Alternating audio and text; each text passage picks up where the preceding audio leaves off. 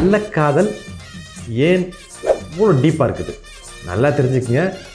கள்ளக்காதல் ஏன் அவ்வளோ டீப்பாக இருக்குதுன்றத நம்ம கள்ளக்காதல் ப்ரொமோட் பண்ணுறதுக்காண்டி செய்ய வரல. அதில் என்னென்னலாம் தப்பு நடக்குது அதை ஐடென்டிஃபை பண்ணுறதுக்கும், ப்ளஸ் அதில் ஏன் சிறந்ததாக இருக்குதோ அதை அப்படியே எடுத்து இல்லறத்தில், அதாவது கணவன் மனைவிக்கான உறவில் அதை கொண்டு வந்து எப்படி சிறப்பாக இருக்கலாம் அப்படிங்கிறதுக்காண்டி தான் இது கொண்டு வரோம் அப்படின்றத நல்லா ஞாபகத்தில் வச்சுக்கோங்க. ஏன் அவ்வளோ தூரம் டீப்பாகுது? அதாவது எந்த சாதாரண காதலில் கூட ஏதோ காதலிப்பாங்க, பெரியவங்க சேர்த்து வைக்கலைன்னா பிரிஞ்சுக்குவாங்க.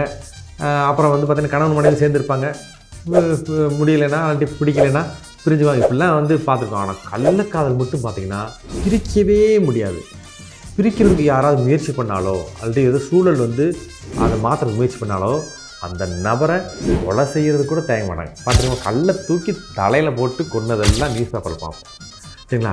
அதுக்கப்புறம் பார்த்திங்கன்னா அந்த தெய்வீக கள்ளக்காதல் என்ன ஒன்றும் ஓடி போயிடும்.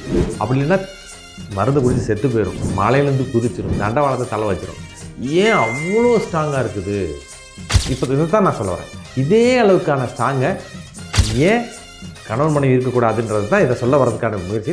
அது மட்டும் தயவுசெய்து சரியான வழியில் புரிஞ்சுக்குங்க. ஃபுல் வீடியோ லிங்க் ஃபர்ஸ்ட் கமெண்டில் உள்ளது.